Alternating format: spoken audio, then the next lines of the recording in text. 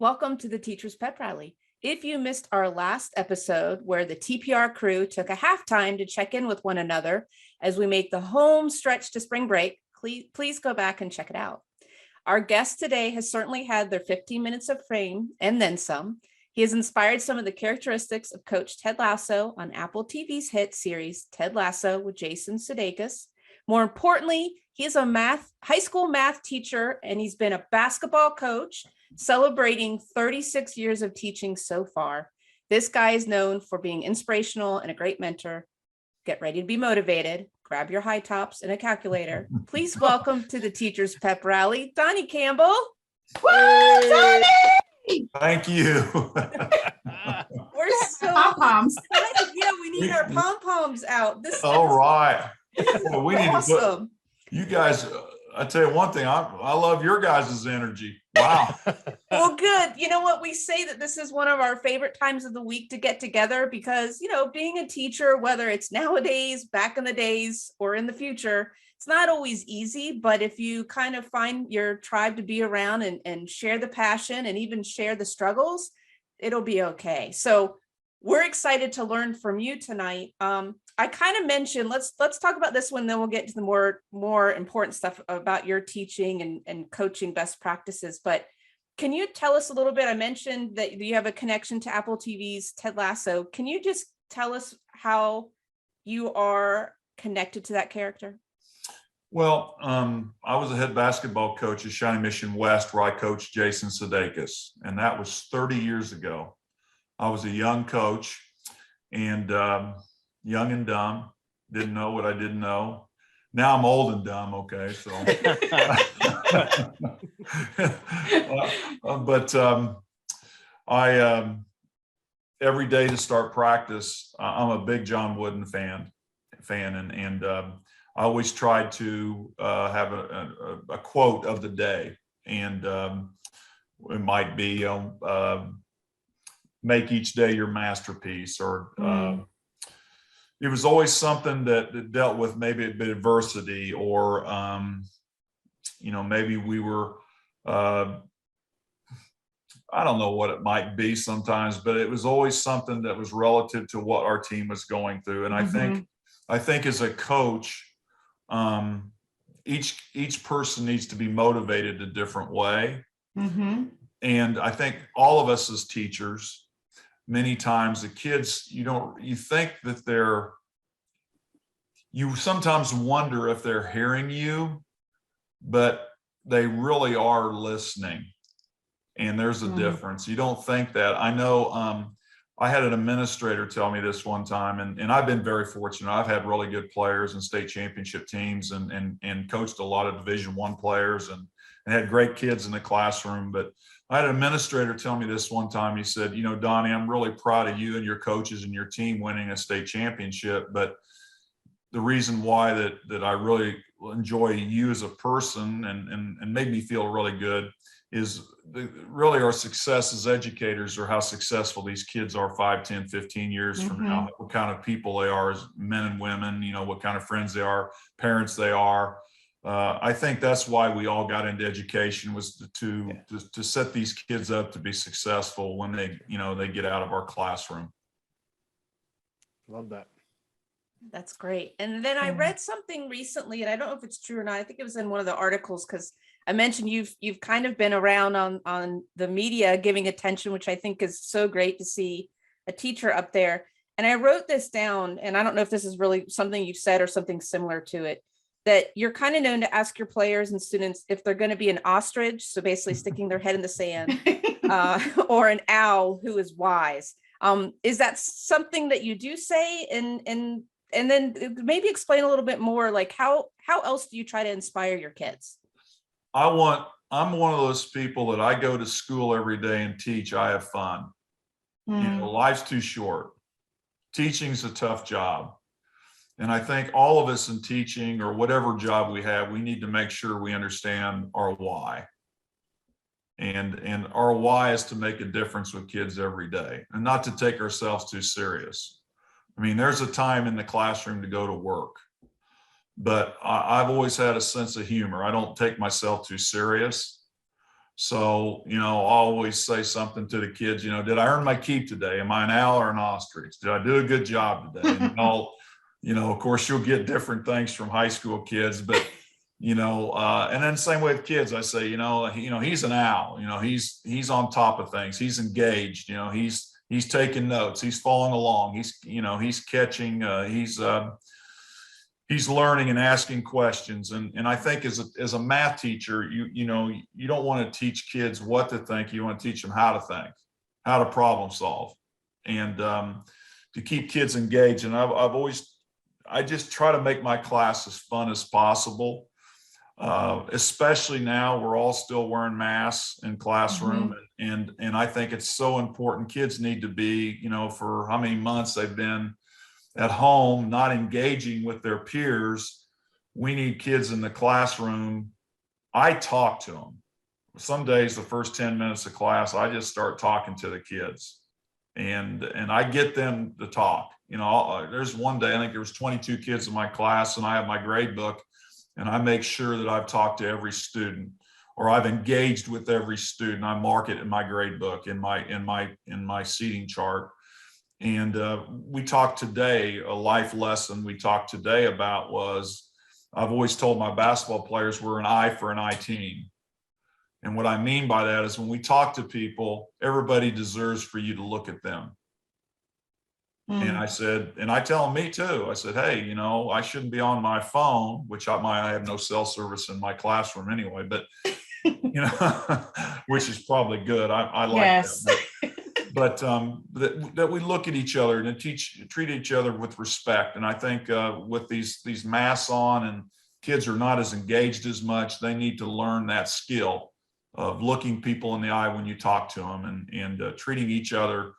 I don't like the word respect. I like the word being cordial, being nice, because I think respect is a word that's earned. I always tell the kids at the beginning of the year, I hope by the end of the year, the way I've treated you, cordially and nice, that we've developed a respect.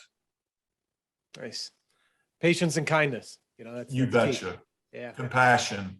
All that stuff is so important with what we're going through. The classroom with COVID, the things that teachers have had to do, and kids and parents. I think about this, and I'm kind of getting off a tangent here, but I thought about this today. My dad was a machinist, came from 14 kids, was in World War II, fought in World War II, was the oldest of 14 kids, 7 boys, 7 girls, grew up in the Depression. And my mother was, they're all from farming communities. But my mother and my mother was a secretary for the government. She worked for the government 40 years, and my dad was a machinist for 40 years. And they wanted all of us to be, to do, as all of us as parents want our kids to do better than us. And just the amount of importance of education. And I thought about, in a math classroom, is trying to teach kids to fail forward, to learn that skill, because the only way you're ever going to improve in anything you do, whether it's math or life or whatever, is you have to be uncomfortable. Yeah. And teaching kids to be comfortable when they're uncomfortable, that is a major skill to learn for all of us. I need to lose some weight. So the only way I'm going to lose some weight is I'm going to have to cut down on my eat and exercise more, which means I'm going to have to get uncomfortable. So it's the way I like to eat is probably not going to happen, but I'm sure going to try. But I know I went off on kind of a tangent there. Oh, it's wonderful. I come from a family. My mom and dad were very hardworking. Education was extremely important. And I can remember and I've told kids this story, and I've told parents this story. When I was a freshman in high school, everything came easy to me in math. And then we were in Mr. Smith, who ended up being my basketball coach too. I did not understand. I understood, 6 times 8 was 48, but then they had 2x times 7x. And I couldn't understand where that little 2 came from, that 16x squared. Does that make sense? And I conceptually could not understand that. And it wasn't that I was dumb. It's just I probably wasn't ready for that, mature enough for that Well, I got a D in freshman algebra my first quarter. My parents were just furious with me. They took me in every morning. My dad would take me into my math teacher, Mr. Smith, and work with me. My principal was also a math teacher, and he worked with me. And I learned that process of practice, that math you can't learn through osmosis. You have to practice it. And that is so important. And I struggled, ended up getting a C first semester, and then all of a sudden, second semester, it clicked. But it was all through that process of learning how to learn and understanding of being able to fight through a little bit of adversity, which has made a difference. And I tell parents this all the time. If your son or daughter is struggling in a class, that's good, because it's better to learn this now than when they go to college. And we all know in classes in college, there's some classes that I took at Kansas State that I remember when I was in calculus, the first day of class, there were 500 kids in a lecture hall taking calculus. I came from a town of a graduating class of 65 kids. You don't think I wasn't intimidated a little bit? So I was scared to death. Right. So learning that, how to go in and ask somebody for help, is a huge skill. And I tell parents that, and I talk to kids about that going in and getting help is so important. And I think part of that is building the relationship. And You I've heard you kind of talking about that. What I'm hearing you talk a lot about too is being authenticity. And I'd agree with you, respect needs to be earned, and hopefully that can gradually happen if you are truly authentic with your kids and in your classroom and how you represent yourself with the parents. So I've heard you use a principle that I think kind of fits into this, and that's the sandwich principle. Yes. Can you tell us a little bit about the concept behind that? Well, I think that kids, to be corrected, number one, they need to hear, let's say, for example, you have a young man in basketball. I'll go a basketball example here. Let's say you see a kid that makes a great pass, and it's okay to say great pass, but what you should do is say, give them a little bit more information. That is a great pass by throwing it away from the defense. Right. Does that make, and then say this, we all could do a better job of whatever. Does that make sense? So start with something positive, then do some constructive criticism, something that they can take and learn, and it gets everybody engaged, and then end with also a positive. And I think with the generation of kids we have now, when I was growing up, I'm an old man, I guess, but you just did what your parents said, or your teacher said, or your coaches said. I think it's so important now, Aaron, what you said, that kids really don't care what you know until they know that you care. And you have to develop those relationships with kids to help, motivate them, guide them. You can be tough on kids as long as they know that you care. Yeah, exactly. Yeah. That was a major, like I spent time in the Marine Corps, and you're saying your dad served. Thank you for his service. And especially World War II veteran. That was one of the things that I was always marveling over the drill instructors. The drill instructors have that approach. At first you kind of fear them because they're so intimidating, but what you end up at by the end of the time, the cycle you're with them, you develop this love and respect for them, because they poured so much of themselves into pulling you out of your comfort zone, like you said, and then putting you in situations where not only did you sometimes fail, but you failed forward. So they always were prompting you up. They're always pointing out what was done wrong or right. And now that I hear you say that, I need to be doing that more in the classroom. Because sometimes it's so easy to kind of say, oh, good answer, boom, move on. I like how you said that, though, especially in the basketball sense. But I have a question. I want to jump ahead on a question, because you know what, you said something that I really love to hear, and I have a lot of respect for coaches. I've played, my kids have all played, and so on. But I had a conversation with a friend of ours, Angie Robinson, who does some coaching, professional coaching, business coaching, and so on. And I would love to hear your answer to this. And then this is a little bit of a curveball question, but who motivates the motivator? How would you answer something like that? So How do you stay motivated as you motivate? Wow. I know. And I don't mean to throw a hard book, like a crew, that's like out of the clear blue sky type question, but you said some things that started to really make me think, like, you're on your game. It sounds like you've been on your game for a long time. How do you stay there? I think you understand as you get older and more wise that teaching and coaching is not a sprint. It's a marathon, and you're going to go through some tough times at times and some good times at times. And I don't think at any time, the thing, I was a quarterback at Kansas State. I played quarterback, and I also played professionally. I had a short tryout with the Houston Oilers. And I love the idea of being a quarterback, because the one thing that you learn about being a quarterback is you get way too much praise when you're doing well, and you don't get enough praise when you're doing poorly. So I don't think anything you do, you get too high or you get too low. I've always tried to be like this. For example, after a basketball game, maybe you won and you want, everybody's excited, and I just said, hey, great win, but I already have up on the board the next team's matchups, because I don't want them to celebrate too long. I want them to start, enjoy that, but then we've got to move on here. We've got another challenge. So I love that about coaching. I love that about teaching.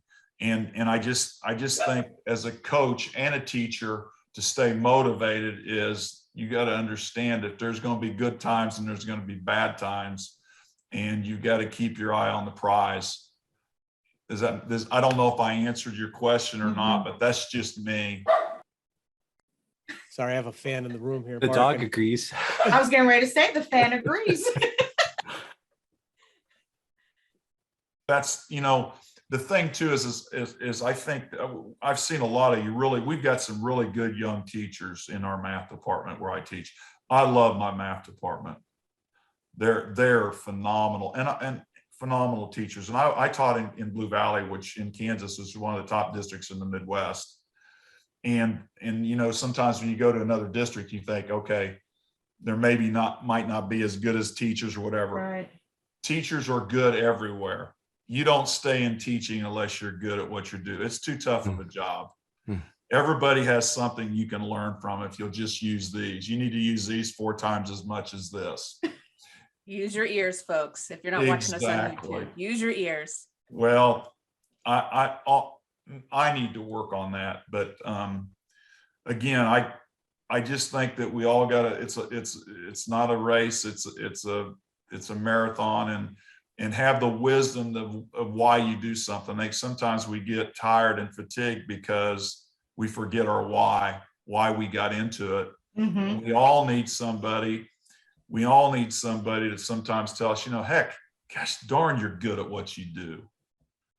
Man, everybody needs to feel valued. People don't get out of teaching or any job because they just don't feel valued. Does that make sense? Right. Yes. Yes. And that's so important. Everywhere I've been, I felt like I felt valued. But going back to the young teachers, as I give them this advice, and we have 2 of the best in our math department. They're phenomenal young teachers, and they motivate me the way they work. But I tell them this too. They work so hard. And I said, I've been doing this 36 years, and I've learned not to work harder, but to work smarter. And I don't take anything home. I just don't. I mean, when I get home, it's my family. I have 2 grandsons. I have 3 daughters, my wife. I don't bring it home. I just don't. And teachers work so hard when they're in the class. You have to be on when you're in the classroom. There's days that it's hard for me to get to the bathroom. I teach 6 out of 7 classes. You don't have much time to go to the bathroom. You're just like this. You have to be on. And that's why if you want to stay in the profession, and I tell young teachers that, there's got to be balance. It can't be all work or you'll burn out. You won't last. And I was lucky. I had a mentor at a very young age that taught me that lesson. That work is going to be there the next day. It's going to be there. And he's so right. And go into class every day, be prepared to teach, but go in there and make a connection with those kids, develop those relationships, and everything else will fall into place. I really believe that. So Coach, let me go back a little bit. I think at the beginning you mentioned you retired from Kansas and then you're back into the game. Is that what I heard correctly? Yes. Yes. Okay. So, the wisdom and the points you're bringing up, I'm writing down all these so much. I'd like your point of view on, there's a teacher shortage right now. People are leaving a lot. I'm reading about it. I'm hearing about it nationwide. You're such a motivator to kids and obviously to your colleagues, people you work with. What would you say to administrators at schools? From your point of view, what would you say that would help retain, that would help motivate, build things up so there isn't such a problem? I think a lot of what you've already said will help, but we love lists on TPR. So just a couple points.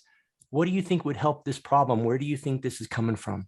Well, I think there's always a financial problem for teachers. I think that, you've got young teachers coming out with a lot of debt because of, school's expensive. So you've got that stress in their life. Then you have the stress of working all kinds of hours, and it can be tough. I see a lot of young teachers that get out of it for that very reason. What I think of all this stuff about all these awards and these plaques, if an administrator, and it's kind of like kids getting trophies for participating. Me, all I need is an administrator to walk by my room and walk in my room and sometime just go, gosh, we're lucky to have you. You're a heck of a teacher. And I had a principal at one of the schools I was at, and our principal I have now is phenomenal about that. He came in my room one morning. This has probably been 15 years ago. And I was coaching a team and we weren't very talented and we were getting beat by, we got beat by 20 that night. And my principal came into my room and he said, Coach, can I say something to your classroom? And I said, sure. I was teaching and he looked at the class and says, we don't realize how lucky we are to have this guy. He is the best coach in Kansas. He's the best teacher. We are so lucky to have him. And that's what people need. They need somebody to to tell them, hey, you're good at what you do. Medals, trophies, awards. We just need people to walk by and say, hey, we appreciate you, what you're doing. That's my opinion. It seems so simple. It's very simple. And again, it goes back to feeling valued, and let's think about this with the exception of your parents who have made the most influence on you, maybe a mentor, but I'll bet you somewhere along the line, it was a teacher or a coach. That's why it is so important to have quality teachers and coaches because they're with your kids almost 6-7 hours a day. And the influence they have on them. I mean, there's kids that come in my classroom. I can just tell by their body language that I need to go over there and pat them on the shoulder or say something. Hey, is everything okay? I mean, I've done this. I've just talk to them and just say, God, I'm glad you're in my class. I really enjoy it. I've got a girl in my class right now. And I think, I'm 6'6". I'm a big guy and I'm boisterous. I'm into things. And I think she's scared to death of me, to be honest with you. But I started talking to her and I started looking at her more and helping her. And her grade went from C- to an A. Because I think she just needed that interaction, that she needed to feel comfortable, and that I thought a lot of her, and that she was a part of my class. And I think, what hurts us now in education and everything is the busyness. It's hard to develop relationships when you're so busy on what you're doing, because let's think about it. You're a teacher. You got to get this done, this done, this done, this done, this done, this done. Because if you don't, then you're going to have to do it when you get home. So that busyness fosters lack of communication. Does that make sense? Lack of spending time with dialogue. Yeah. And I think that's another thing that's happened, that in education, you're so busy, you just need that time just to sit down and just talk. And we don't do that much anymore. We did that when I first started 30 years ago. I can remember us all teachers and coaches going out to the old dock at Shawnee Mission West and sitting out there drinking a cup of coffee. Back then I didn't drink coffee. Some of the teachers smoked, and just sit out there and talk. We might need to When bring I that was back. the young teacher then, right? A little cigarette and a little coffee. There you go, and I don't see that as much. I think everybody kind of gets in their foxhole and that, because you're just so busy trying to get things done. My opinion again. I think that goes back to that pacing I keep hearing you talk about, and I wrote that down. I think as educators, we don't think about the pace.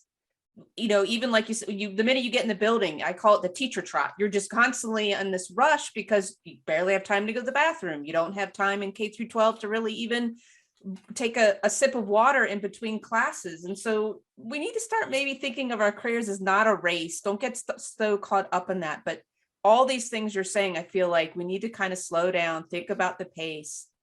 Two of the things I heard you say is to, keep developing relationships by taking time to talk to kids, dialogue. And then leaders give praise, right? Let people know that they're valued. I think that's huge. That they matter. So Coach, as I'm sitting here, you're just giving us so much wisdom. I'm curious about one thing. It sounds like you have lots of focus on relationship with your students. So you've seen students for 30 plus years. They've evolved. If you could name a few things that are the constant, no matter what generation, that kids need, or just that notice, doesn't matter what the generation, they still need that. Well, I think again, they need to know that the teacher cares about them, and it's just not about a grade. I've said this before too, and again, this is my perspective, okay, of 36 years in education. Kids haven't changed, parents have changed. Kids haven't. Kids are kids, and if you lay out your expectations, they're going to meet the expectations. They just are. I used to tell my basketball team this: how many of you kids know that you can be tardy to a class? Certain teachers you can be tardy to. Certain teachers you can't be tardy to. They know. And I think it's very important for young teachers to have expectations down. Kids need boundaries. They just do. 36 years ago, I needed it when I was a student. So I think kids need boundaries, and I think kids need mentors like you guys are, like I try to be. That hasn't changed. I think that what's changed is sometimes, not all parents, but I think parents sometimes want to take away the trials or the adversity that kids go through in a classroom. They want it to always be easy. Yep. And that's a huge mistake, because I'm not saying that you have your kids play out in the street, but I think kids need to learn how to fail. I just think that is so important, because all of us are going to fail at something. It just happens. Are you curious about how your students are feeling? Despite our best efforts, it can really be hard to know how our young people are doing, especially now. WellCheck is here to help. WellCheck is a web-based app that allows students to complete a daily emotional check-in. In less than 1 minute, students are able to take inventory of their emotional state and communicate important information to their teachers. WellCheck actually flags students who may be in need of a little extra TLC, so educators can proactively intervene before larger issues arise. The app allows schools to track individual and class level data daily as well as over time. To learn more about WellCheck, go to their website, www.wellcheck.com. That's www.wellcheq.com. You can also find them on Twitter @CheckWell. The goal of Well Check is to give educators the information so they can do their best, and that is supporting students. And I thought of this yesterday, and again, I hope this is the same thing you was talking about when the fight broke out between the teams that didn't shake hands between Wisconsin and Michigan. Yeah. That to me is they don't want to shake hands anymore. That is a complete joke. People, I've always said this, you can tell a lot about a person when they're getting their fanny kicked. And teaching that skill of having some sportsmanship and looking somebody in the eye after you've got I've taught that to my kids for 36 years. And let me tell you, it's hard to swallow going down when somebody just beats you by 30. But I still have my kids look them in the eye, shake hands and say, tell them good game, tell the coach nice job. That is a skill that they need to learn. Yep. That's, again, my opinion. Coach, we're trying to teach kids responsibility. We're trying to teach kids to learn to handle themselves, hold themselves to a higher standard, as teachers are. There's an old saying too. I spoke the other night at a banquet, and one of the things I said, if I can remember again, being leadership and teaching is being a leader. Leadership, being your example isn't the main thing as a leader. It's the only thing. Yeah. That is so important. And many of the things that teachers do without saying it are their example. And I don't know if I answered you, Letitia. I don't know if I answered your question. I don't think kids have changed. I think parents have changed, and they've tried to make things easier for their kids at times. And then I know there's teachers that don't feel supported sometimes by parents. Right. And I think that goes back to communication. I try to communicate with my kids that not only are not doing well, but I think you should communicate with kids that are doing well too. In high school, I have close to 150 kids because I teach an online class too. So, the online kids, I'm not going to really meet with them personally. It's a Zoom call, or if they need help, they'll email me and I'll do a Zoom call with them. But the kids, you're dealing with a lot of kids, I just think that we're making it easier for kids, and I don't think that's going to help them. There's a little thing that I've always remembered, and it's on the internet. I saw it. One of my mentors was a gentleman named Don Meyer, and you need to go to his website, DONMEYER. He was a college basketball coach. He was a coach's coach, but he was a teacher first. And he has this acronym, TEAMS, and what we're trying to teach kids now. And first thing, T stands for tough. Teach kids to be tough. And I'm not talking about physical toughness. I'm talking kids to learn to have some grit, to fight through some adversity. That is a huge skill that kids need to have. The second's E, teaching effort. Their effort, if they gave their best, if they didn't get the A, that's okay. You did your very best. Then A, your attitude. How you do anything, your attitude is going to shape your life. How you deal with adversity, how you deal with success. I've always said this: if you've got 30 coaches, only 28 out of the 30 could not handle success. Success makes you soft. You start thinking you're better than what you are. I've made that mistake numerous times. So toughness, effort, attitude, motives. Why are you doing what you're doing? Are you playing basketball because your parents are wanting you to play basketball? Or are you playing basketball because you love the game of basketball? And then the last one, which goes so much to teachers, is servant leadership. Yeah. That is what teachers are. We're servants. And my faith, the greatest leader of all time, was my Lord and Savior, Jesus Christ. He's got the best leadership principles out there, whether you believe in him or not. If you study him, he was a servant leader, the best that's ever been on earth. My opinion again, okay? So. All right. Wonderful. The servant leadership, we had a guest on, it's like Robert Whitman. He talked Right. about Oh, that. wow. So it's great. And you know what I was just thinking too, I'll share with everybody here. Don, we had a guest, Latarsha, remember? And the question that I asked, I was kind of framing up basically what you're just saying. I was making the observation that we were feeling that students were too fragile during COVID. So we weren't pressing as rigor or forceful. No, that's the wrong word, but we weren't pushing things as hard or fast as we normally would.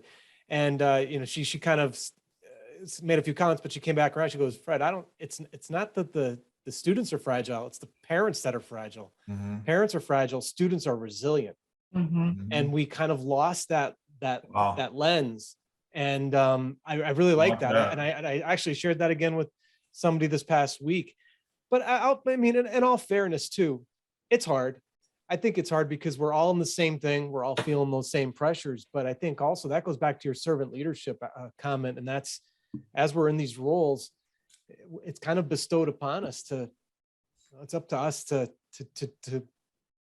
keep the guard, so to speak, be on guard, be at that point. And not to frame it up as a basketball reference, but just to say, it's basically saying, that is our role. And it isn't easy. And that goes right back to your point.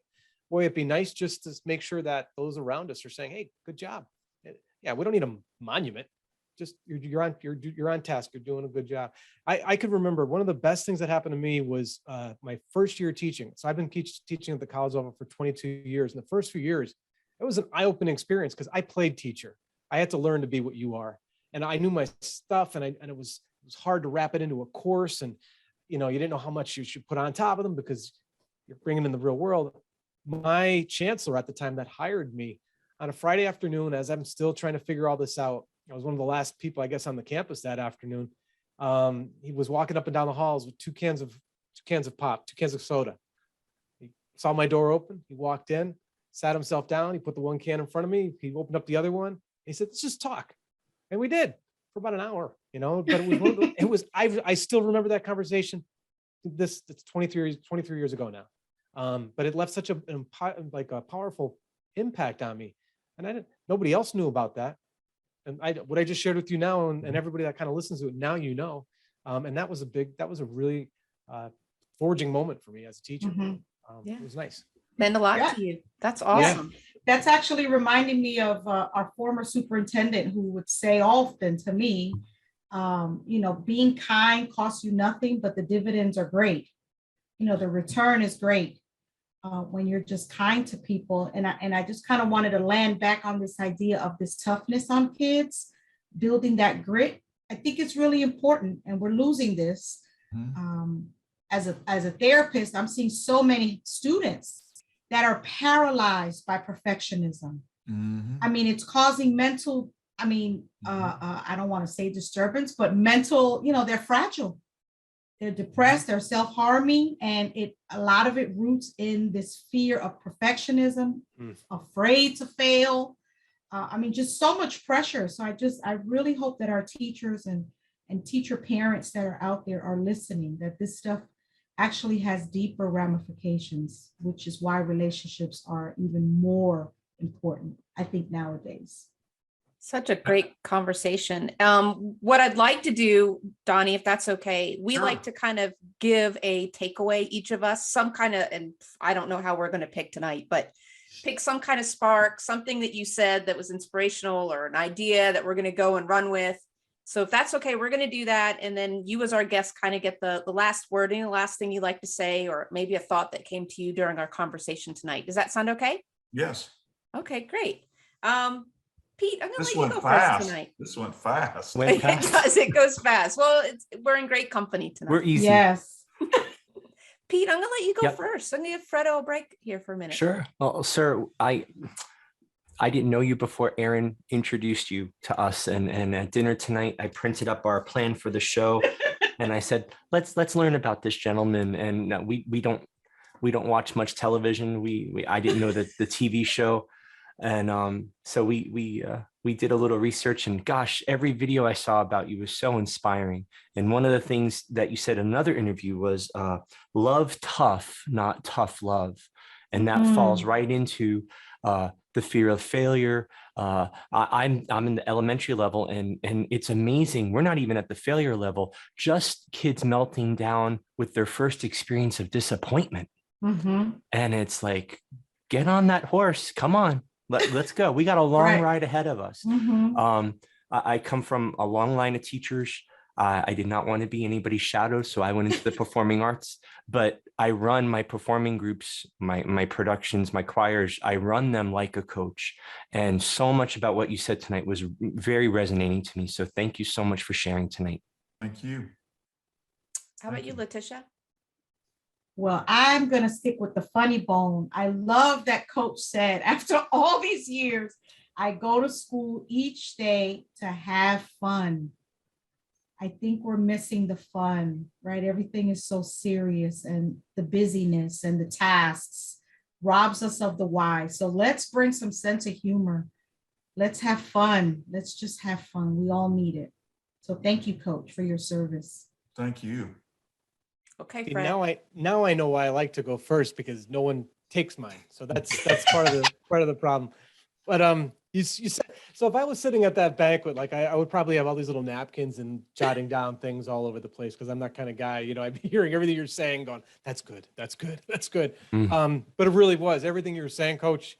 I'm so happy that you've decided to stay in the game, so to speak, as a teacher. You didn't sail off, on your or walk out your lakefront there and go on the boat somewhere, So thank you for staying in and continuing to be there for your students. But also the one thing you said came at the very end when you did the acronym with teams, and you said servant leadership, and you recognized Jesus Christ. And that's beautiful. And thank you for that.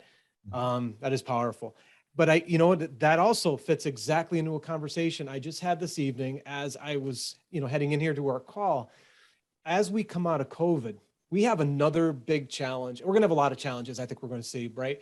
But one of them is that re-engagement in our communities and getting that humanistic connection going again. It's not going to be something we're going to be able to say, hey, just go out and do it. It's going to have to come as an example of us in the classroom, on our campuses, in our schools, showing how it's done, because we're dealing with people now for 2 years that have been buttoned up, that may have never had an opportunity to see this. So they have nothing to fall back on. And those that did see it, we're going to have to help them dust off. And it's not going to be easy for us either, but I think that's going to be a really, really important thing if we're going to turn this thing around and come out of this as a stronger. So thank you for that reminder. Thank you. So I'm going to go all the way to the very beginning. You right out the bat swished it for me when you said there's a difference in hearing and listening.